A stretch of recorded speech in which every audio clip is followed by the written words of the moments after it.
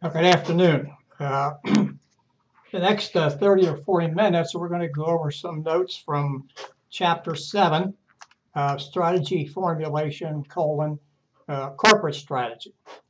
And as I mentioned to you earlier today, I did receive your uh, strategic portfolio analysis, and I will be reviewing those tomorrow and providing feedback uh, early as possible. The introduction to Chapter 7 states that an effective way to understand the chapter is to read the profile of Nike on page 204. This excerpt gives us a thumbnail sketch of how Nike expanded its business by doing a strategy formulation, etc., to the detriment of Reebok, who at that time was a major competitor. As the scenario says, Reebok eventually was bought out by Adidas. One of the things that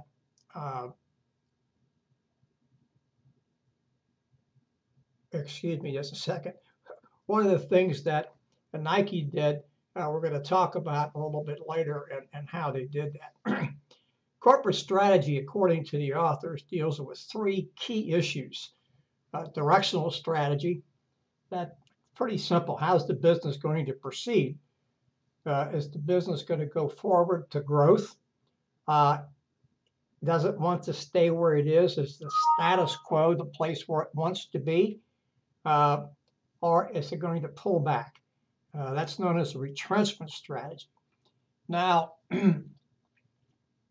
pullback is an interesting thought because we have just, if you look at the business pages in the newspaper that you subscribe to, or if you don't, if you go online and read them, and I suggest that you do that for this course and any other business course that you're in, because this gives you stuff that's happening on a current basis. Procter & Gamble, which, as you know, is headquartered here in Cincinnati and a Fortune 500 company, has just recently announced a sale of a number of its beauty products. I say a number because I'm not sure if they've sold all their beauty products for around $15 billion. Now, that might seem like a retrenchment strategy, but in effect, what Procter & Gamble is saying is we want to concentrate on our core competencies, and that's in household products and things of that nature, as opposed to beauty, which Procter & Gamble has been in the beauty business for a long period of time. They bought Gillette a few years ago, and now they've spun off the one of the battery companies. I wanted to say Energizer, but I don't think it is. It might be one of those other battery companies that they own. So retrenchment, we have to be careful. But what retrenchment here really means is pulling back. It doesn't mean spinning things off like Procter & Gamble did. So I wanted to bring that up because some people may think of that as a retrenchment strategy, when in fact it's not. A portfolio analysis is another key example. Here we're analyzing both the products that we manufacture, or if you're not a manufacturer, the services we provide, and the industry in which you are involved, and which you compete, to determine what should be retained as product or service, whether or not we're being a good competitor with the industry and looking perhaps for a benchmark within the industry against which to compare what we're doing. And finally, a parenting strategy. How will the business coordinate, cultivate, and use its resources? Now, if parenting strategy sounds to you like, how do I raise my children? It's kind of the same thing, because that's what I was talking about. Here you think about when you're raising your children, how am I going to take care of their education? What are we going to do about food and clothing and things of that nature? And I'm not talking here about whether or not we have the money to spend, but I am talking about how we're going to spend those resources. Uh, what's the wisest thing to do, and that's what this talks about. So let's go through some of these things and see if we can get some kind of thought process about this. Growth strategies can take the form of mergers. Usually it is two companies. It could be more, but that's pretty rare, joining together from the same general industry. They're normally friendly if you're talking about a merger, and only one of the firms remains. I'm trying to think of one that we have seen here recently where we could all think about, but there's nothing that pardon me comes to my mind. I know there've been a lot of mergers. Well, there is a merger coming up, and that's a merger between Kraft Foods and Heinz. Heinz 57 Varieties, I think it's called Heinz today. And from what well, I'm going to step back. That may be an acquisition. I'm not sure about it, but I think it's a merger. We'll just have to wait and see. But that's a big thing that's going to be coming up here shortly. There have been a couple of mergers in the telecom industry, and there have been some acquisitions. Now, there's a difference between an acquisition, which I'm getting to right now, where one firm buys out another. But even in a merger, there's usually a senior partner. And there are two basic reasons for a growth strategy, especially when we talk about mergers or acquisitions. It's often done to mask a weakness. It offers expanded opportunities for employees to advance and perhaps jobs take on added interest. Growth strategies can be either concentration, bringing back, now that's probably what Procter & Gamble is trying to do, trying to have a growth strategy where it's concentrating its efforts and resources on what it believes are its core competencies, its core products of what is currently produced, or diversification. Now, let's look at the Nike example, which we talked about early on here a couple minutes ago. Nike pursued the latter, diversification, when it entered the clothing and sports equipment business. Now, if you read that little vignette about Nike, and I really suggest that you do, it talked about how Nike decided to get into the clothing business and into the sports equipment business, specifically the latter two, but specifically the equipment business and golfing equipment, and they latched on to Tiger Woods. Now, I had a friend of mine, well, probably was better to say a business associate of mine some years ago, who was a big golf player. And I'm not. I do play golf, but I haven't played in a long time. And he talked about when Tiger Woods first went with Nike, that the equipment that Nike was making was inferior to some of the other equipment that was currently on the market. But as you know, over a period of time, Tiger Woods continued to play with Nike equipment and wear their apparel, and he was successful in winning a number of tournaments, including major tournaments, with that equipment. Not talking about the clothing apparel, but with the equipment. Now, we're not going to get into Tiger Woods' latest woes, but he really helped Nike position itself to become an apparel maker and a sports equipment manufacturer, better way to say that, and really helped them move into areas where they had not been before. Concentration is achieved by one of the two methods, vertical or horizontal. By the way, I want to go back to acquisition. You notice we said in merger that usually that merger is friendly, but an acquisition seldom is friendly. And the classic example was when, at least to me, when Daimler, maker of Mercedes-Benz, bought out Chrysler some 10 or 15 years ago. And the difference in the two, now what happens in an acquisition is that the company who is left in charge, or the senior partner, if you will, they take over this other company. Really don't pay much attention to what this other company has to say because they bought it. And then they bought it, and how successful could this other company be if it was bought out? So the classic example, as I alluded to before and digressed from, was the first time that Chrysler and Daimler held a joint top management retreat. Was held in New York at the Waldorf Astoria. And so for the Daimler executives, each one was sent a personal limousine, if you will, or some type of a snazzy car to pick the people up. A van was sent for the Chrysler executives. So you can see that there was no thought of equality here whatsoever. And then the other thing is that, Germans, or maybe you don't know, Germans pretty much invented the field of engineering. So how could an American engineer tell a German engineer anything? So this was a real, it was not a, we say it was an acquisition, one buying out another. But if you want to look at it like some kind of marriage of technologies, it didn't work.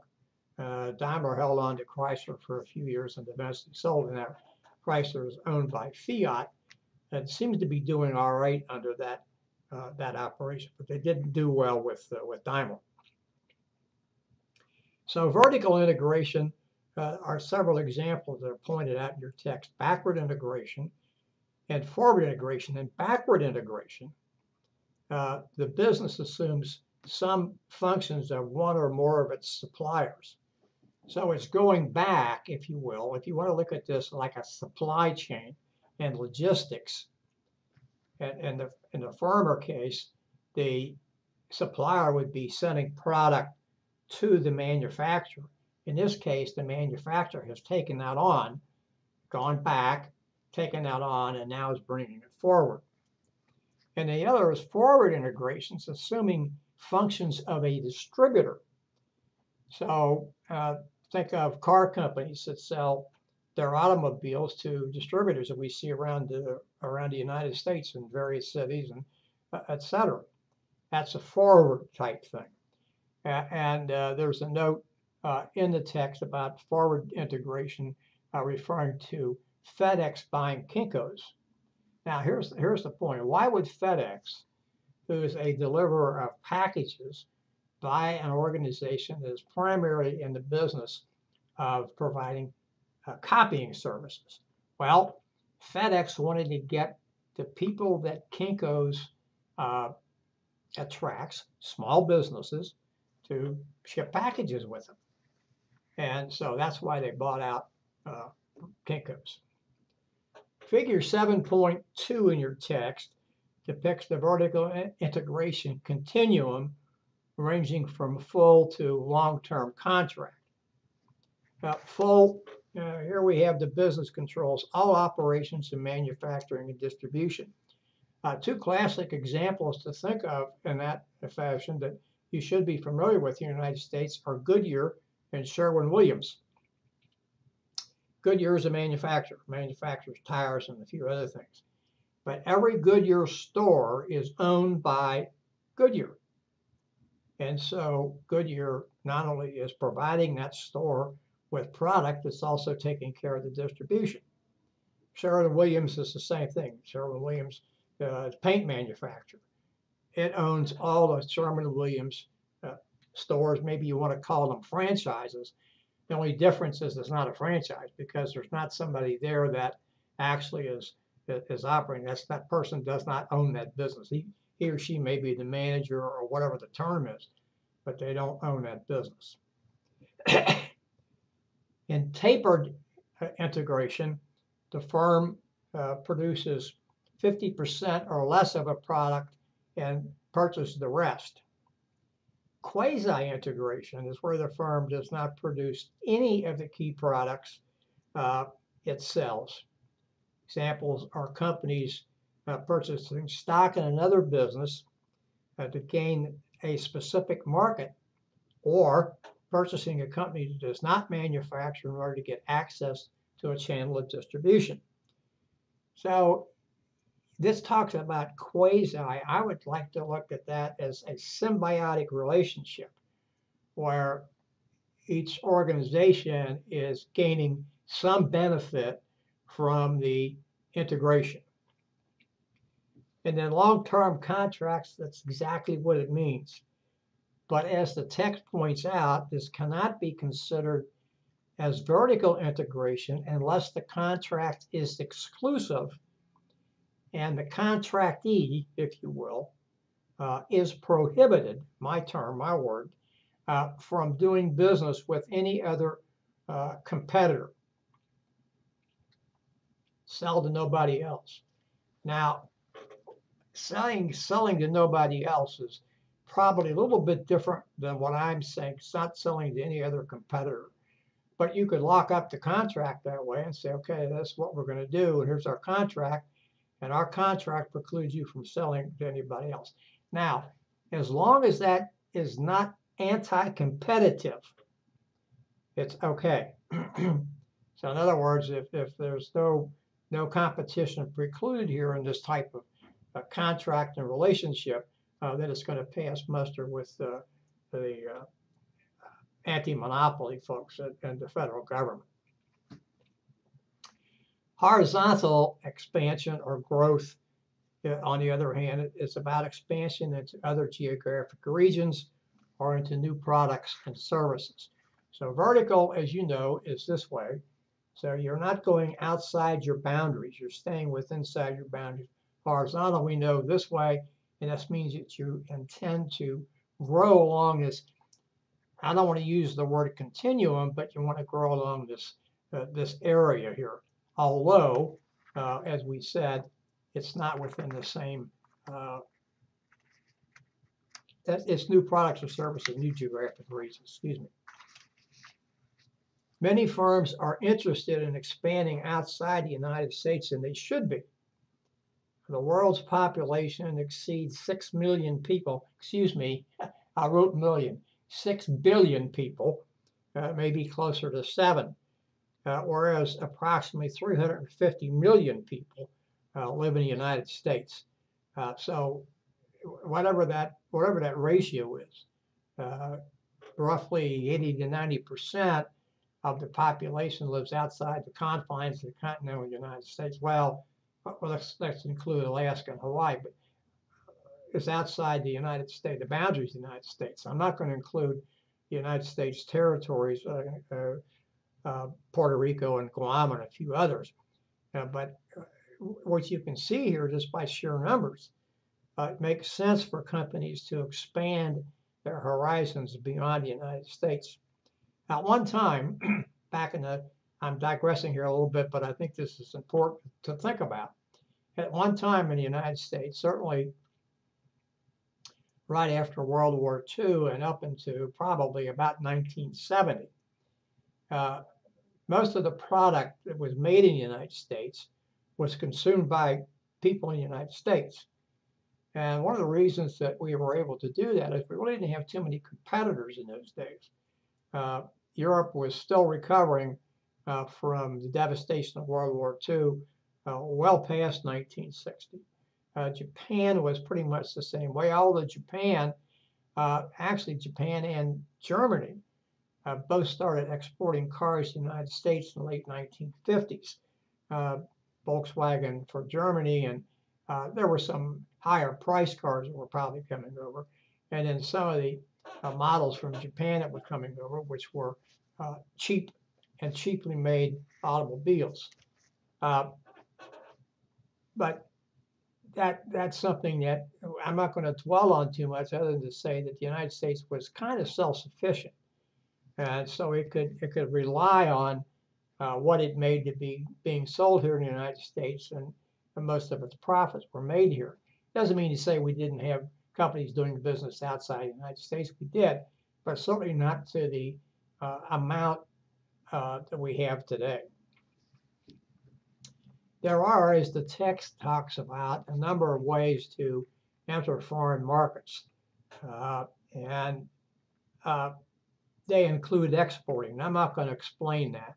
Uh, Everybody understands exporting. It doesn't really take a lot to think about here. But what is interesting to note is that many small companies are getting into the exporting business. And one of the reasons they're able to do that is the proliferation of the internet, and of course other things like fax machines and things of that nature that allow communications to be virtually virtually instantaneous. So texting and emailing and tweeting and things like that fall into that same category. Franchising, no difference in domestic franchising except you're doing it outside the confines of the United States. And McDonald's has a large presence in many countries in the world. Same is true of Yum Brands, which is made up of Kentucky Fried Chicken, although they like to call it KFC today, uh, Pizza Hut, and Taco Bell. And there are other ones. Dunkin' Donuts is into that.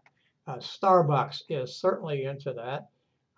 You can find Starbucks in virtually every major European airport, for instance, and other places outside that. Joint ventures, exactly what it says. Two firms, one American, one foreign, joining forces. Often a joint venture is the only way, or one of the only ways, a U.S. firm can get a foothold in foreign markets. Some countries have things set up that just absolutely preclude other countries from coming in, companies from other countries coming in and doing business. This is quite true in the Middle East, and it may be true in some other countries, especially in Africa and a few other places. So the joint venture. And what this allows the American company to do is to have a business there. A business is normally run, or at least ostensibly run, by the host country business, and the American business is in there in a partnership of some fashion. Acquisitions. This usually happens in the same industry. Companies are really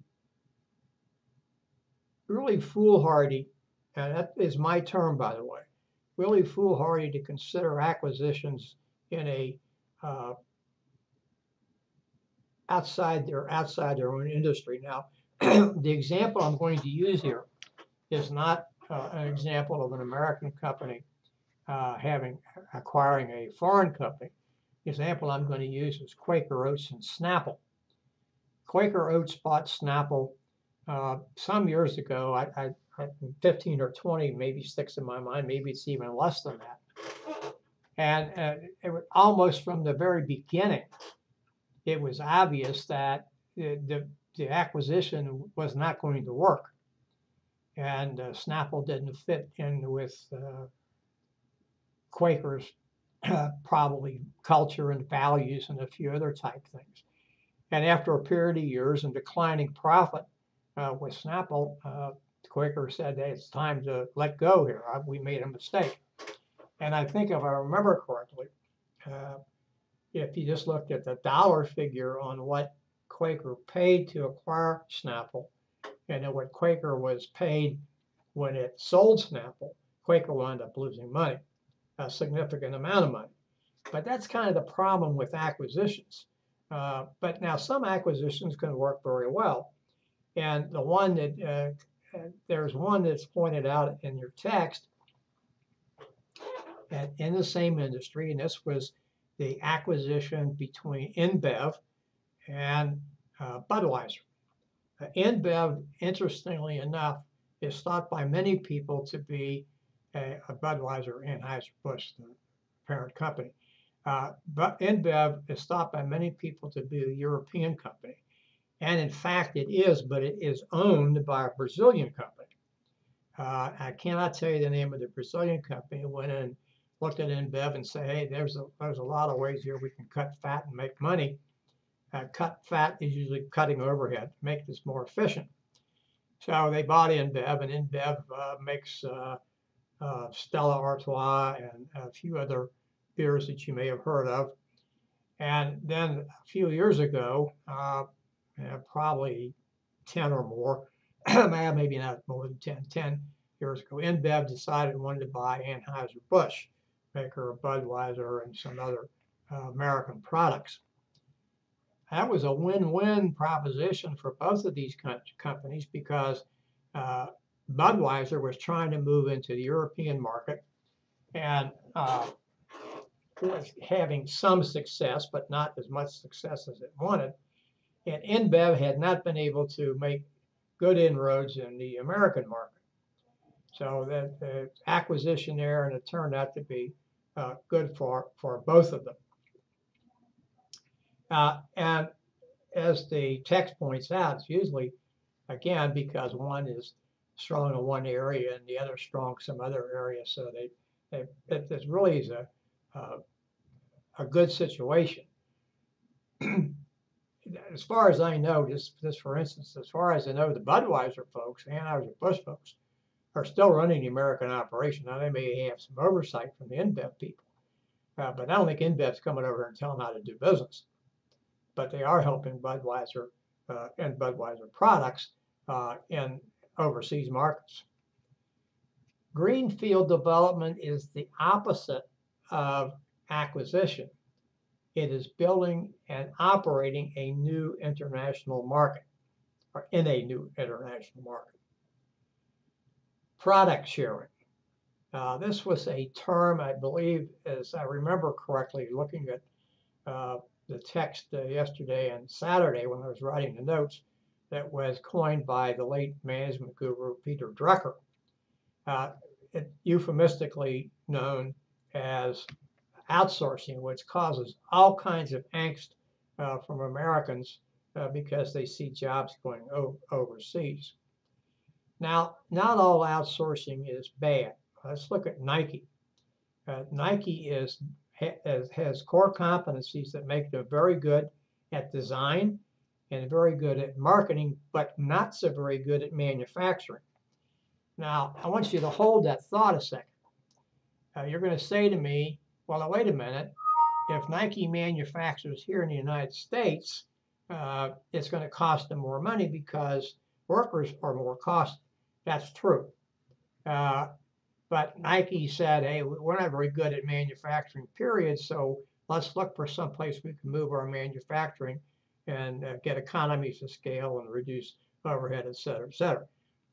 And so Nike sent those jobs overseas. Now, yeah, they probably cost some jobs here in the United States. And by the way, I'm not blowing that off when I say that. That's real, and it's painful for people. And I understand that.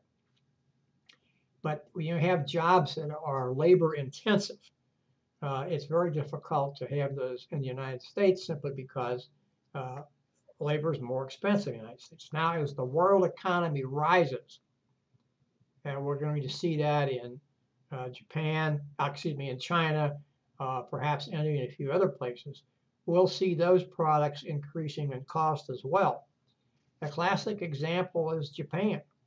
Japan started sending automobiles over here, like I said before, in the late 1950s and early 1960s, and they were cheap. And I do mean to use the word cheap. I don't mean to use the word inexpensive. They're cheap. They were prone to break down. You could only take the cars back to the dealer to have repair done on them, et cetera, et cetera, et cetera. Well, Japan kept working on what they were doing, or manufacturers did, and they eventually started putting out cars that were quality and, if you've noticed, rather expensive. And among other things, Japan's standard of living raised and its workers started making more money. So Japan started outsourcing to Taiwan and a few other places where it could have lower manufacturing costs. So we'll see this in China in some period of time. How soon, I don't know. I probably won't be around to see it, but we will see it. It will be some changes. And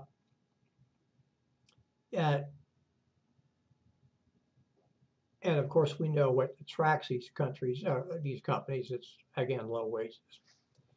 There are other strategies used to enter international markets as well.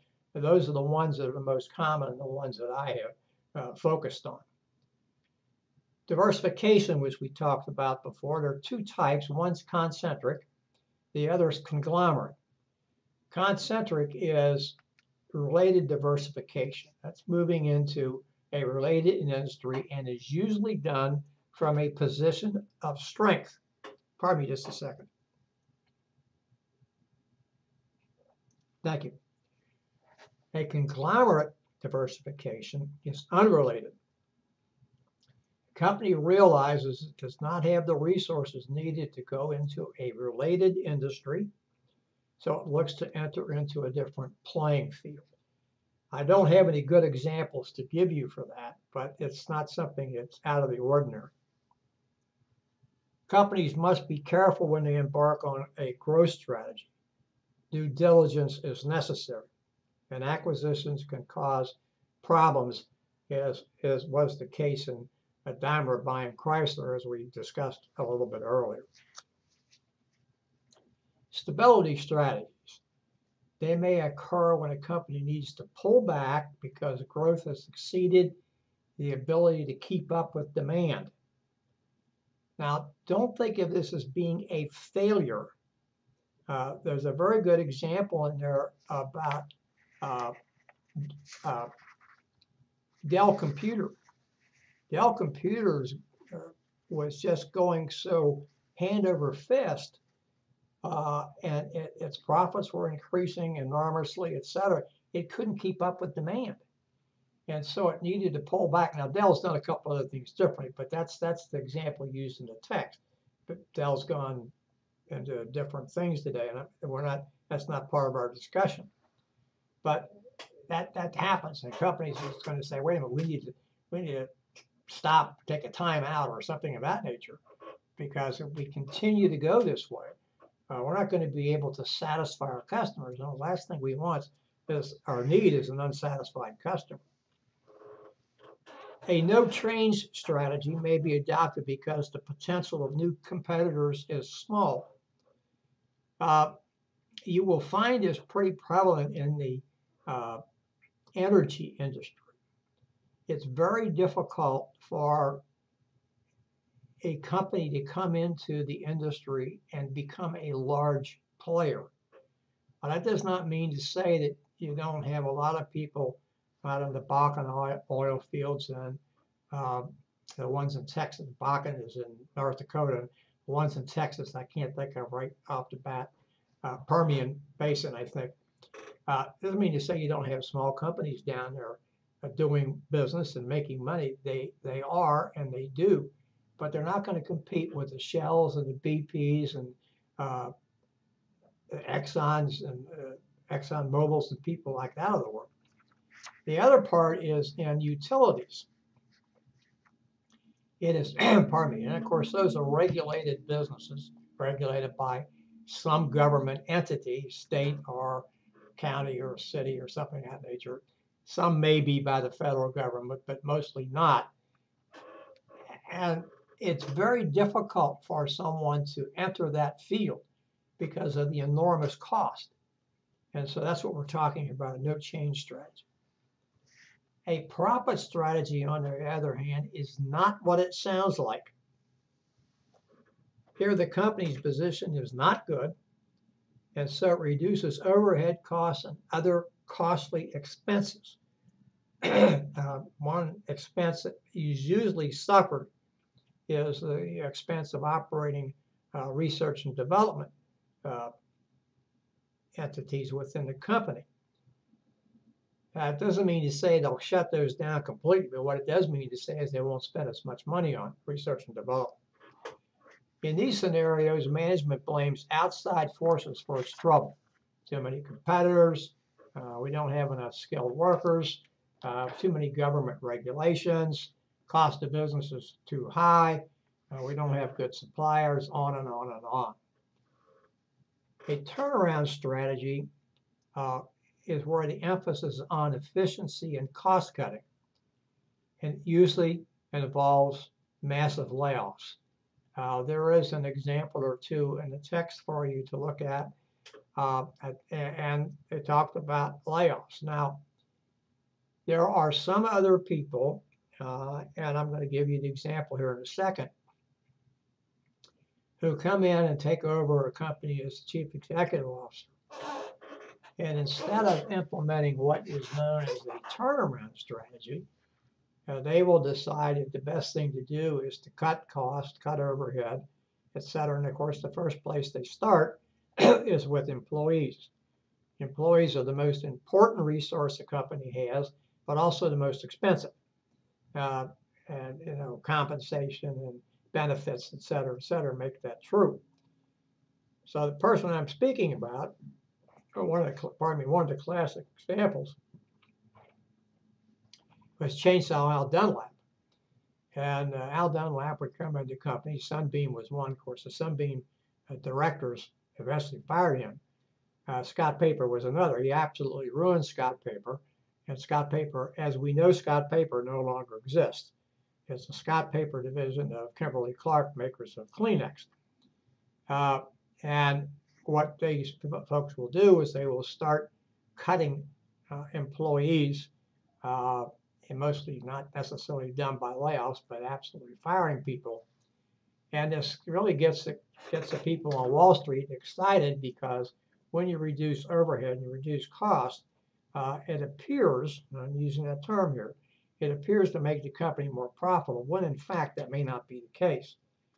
So a turnaround strategy is done where the company is in the doldrums, and the only way it can get out is to start looking at ways to cut costs, look at efficiency and things of that nature, and that's where layoffs do come into being. The other example I was giving you was something where somebody is going to say, well, it's a turnaround strategy, when in fact it's not a turnaround strategy. It's just a strategy to make that person look good by artificially inflating profit, et cetera. And then when the dust settles, we find out that a lot of that was not, firing employees was not necessary. A captive company strategy is looking for a buyer or someone who will infuse needed capital for the company to continue operations. Sell out divestment, this is actively looking for a buyer, and it has two objectives. One is a good return for investors, stockholders, and the other, and employees being able to keep their jobs. So notice that there's two actions here which are separate and distinct, looking for a buyer. But the premise or the premises of looking for the buyer are twofold.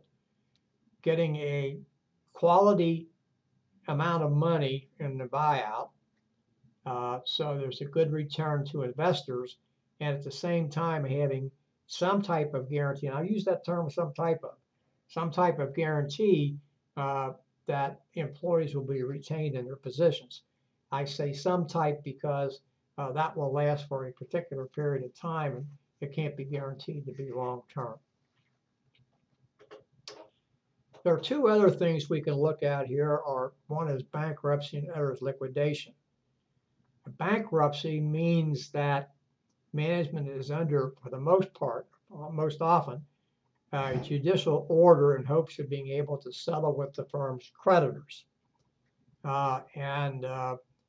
So there's a couple of ways to file bankruptcy. Chapter 11 is known as a reorganization.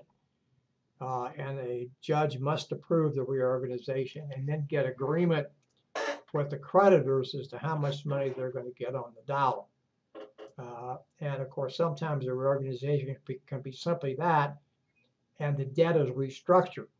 And one of the reasons that happens is because the creditors don't want to lose money, and they see that the potential for long-term profitability or growth on behalf of the company if changes are made. A liquidation is simply selling the firm and its assets, nothing more and nothing less. You want to look at it like a fire sale, you can. So it's going out of business. We're going to liquidate. We're going to sell a company and all of its assets. Now that doesn't mean to say somebody else can't come in and buy the company. That happens. And some may say, okay, we're going to come in and buy this, but we don't want to buy all those assets. So that's something that would have to be negotiated. portfolio analysis, something you were working on, essentially is an examination of current products and potential products, those that are under development or under consideration for development, and deciding how much to invest in each sector. Each sector would be current product, others would be new products, new concepts, new thoughts, et cetera, et cetera. In a farmer, what we're talking about is a commitment to maintain the current market share, while the latter focuses on investments in products that have an iffy future. I say that because most products that come through the development phase, not the idea generation phase and the testing phase, et cetera, but through the development phase, still don't see the light of day in the marketplace. And some that do fail miserably. Coca-Cola decided some years ago, based upon some results of focus groups, that people wanted a different type of cola drink than what they were used to. They wanted something sweeter. So they brought out new Coke. So we're not going to make old Coke anymore. And I think new Coke lasted something like 81 days on the market. People just said, wait a minute, this is crazy. We don't want this. Where'd you get this data? Where'd you get these answers? We didn't sign up for this. So, that's what I'm talking about. Even though that one did see the light of day, it didn't last very long. The Boston Consulting Group, also known as BCG, normally you'll see it as BCG, they have a growth share matrix shown in figure 7.3 on page 221, and products are divided into 4 categories: question marks, stars, cash cows, and dogs. Question marks, as the text says, these products have potential, but require huge sums of development money. Now, electric cars fall into this category, and other cars using alternative forms of energy. One of the final cases you're asked to work is Tesla Motors. And Tesla Motors falls into that category. The example given in the textbook is the Chevy Volt. Now, the Chevy Volt, as far as I know, is not an all-electric car. The Chevy Volt does run on electricity, but it also has an auxiliary gasoline tank that allows you to kick that in after you have gone past the mileage that the electric will take you. Now, what's the downside to electric cars? Well, we know right now that they have to be plugged in and recharged, and they have a limited amount of mileage they can go. Most of them don't go more than about 350 miles. At least that's the latest I saw. Some of them might go further than that. What's the other downside to these? There are not a lot of electric recharging stations around the country. They are popping up, and we're finding more and more of them. But if you don't live in California or some other state that is very friendly to alternative forms of energy, you're not going to find a lot of recharging stations. What's the other problem? Well, the last I knew, the Tesla automobiles were selling for around $70,000. The average American just doesn't have $70,000 to put down on a new car. Tesla is I won't say it's a profitable company, but if you want to buy its stock, it's going to cost you around $250 or more for a share of stock. Very expensive. And yet its profit margins, or its profit altogether, is not high, but it is selling more cars. So what we see here is Chevy Volt, Nissan Leaf. I saw my first Nissan Leaf the other day. Doesn't mean to say that I haven't seen more. I just finally recognized one, another electric car. Now the Nissan Leaf is relatively inexpensive. Chevy Volt's up in the $40,000 range, maybe 45. So Chevy Volt's going to have to come down and have to get more buyers. more production for it to come down, the more people are going to want to buy it. Now we still have, if you don't want to go that route, we have the hybrid cars like the Toyota Prius and Ford Fusion and a few other ones. But full disclosure, my wife and I own a Ford Fusion. So we'll see as we go through this period that eventually the alternative energy automobiles, electric and maybe hydrogen and a few others, will eventually take over, and you will see the hybrid vehicles phasing out. But it's going to be a while. Now, are those products iffy? I would tell you they're not, because people are moving in that direction. 15 years ago, they were iffy. Actually, back in the 1990s, General Motors had the technology to bring out what we now know as the Chevy Bolt. It may have been called something different. And they quashed it. Why? Gasoline was cheap. They didn't think the market would go there. So that was a question mark 25 years ago, roughly, when GM was thinking about something like the Chevy Bolt. It's no longer a question mark, and no longer a bold question mark. That is diminishing somewhat or fading somewhat, but it's still going to be somewhat of a question mark for a period of time. STAR's exactly what it says.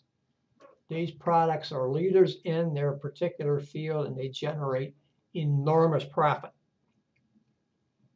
Cash cows, on the other hand, also generate a lot of money, and more than is needed to support them through advertising, marketing, et cetera, et cetera.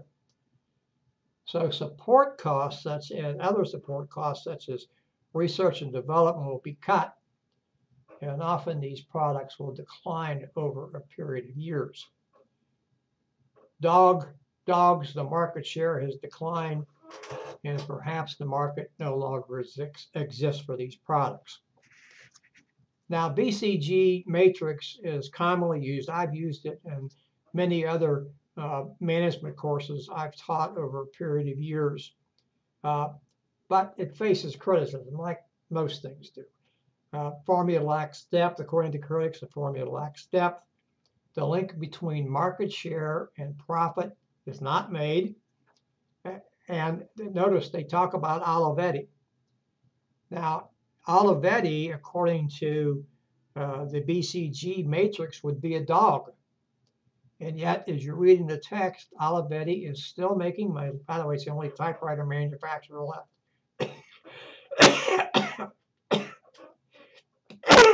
Pardon me.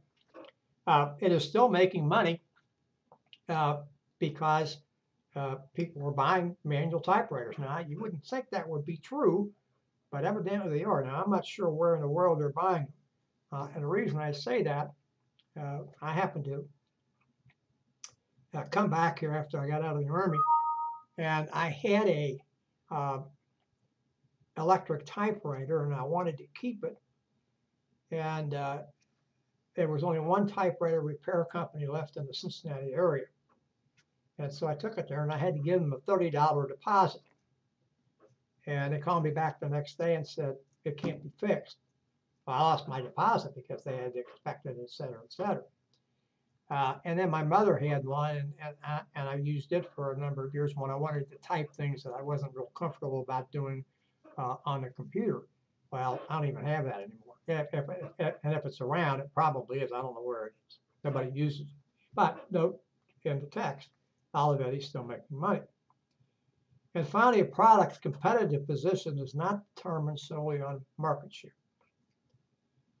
Completing a portfolio analysis offers the following advantages. First of all, it encourages a thorough analysis of each business unit within the overall organization. And that is done separately from each other business unit. And because it is usually depicted as a graphic, it encourages communication. So people can see this, and hopefully it does encourage communication. There are disadvantages. We can't always get away from that. It's not easy to do. One of the reasons it's not easy to do is because people have a hard time being objective. And so if you could afford it, it would be better to do these objectively and bring somebody in from the outside to do that.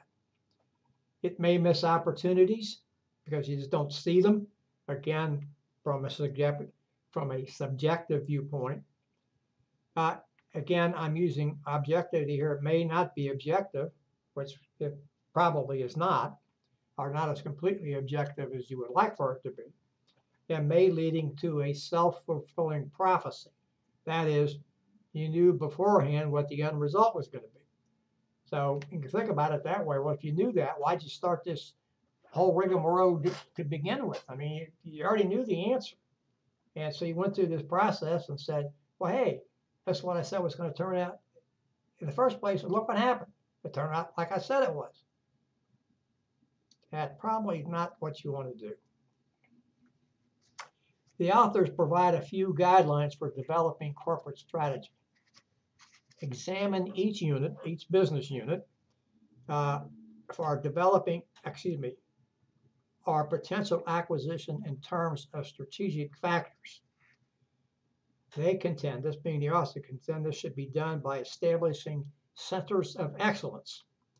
That is, a particular business unit or business units within the organization has certain characteristics that have been recognized by the executives as adding value to its operations.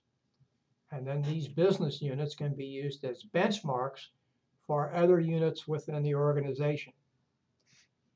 Examine business units based on how performance can be improved. This may create the potential for increased efficiency by cutting overhead or combining operations with another business unit. And that's often known as economies of scale at combining.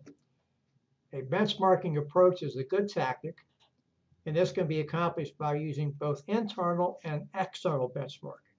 Internal would be with this business unit that has been set up or has been recognized as a center of excellence, and the external would be against a organization that is a leader within your industry. And then analyze the parent, that is the corporation itself or the organization, to determine if it has the strengths, skills, and resources needed for success. Well, I thank you for your attention tonight. We spent the last about 55 minutes discussing Chapter 7. I will have this uploaded shortly for you to review, and then we'll be back next week. Just a second here. Well, I don't have my note with me, and I'll send that note to you about what we'll discuss next week. So again, thank you for your attention, and I will have this uploaded shortly. Thank you and good night.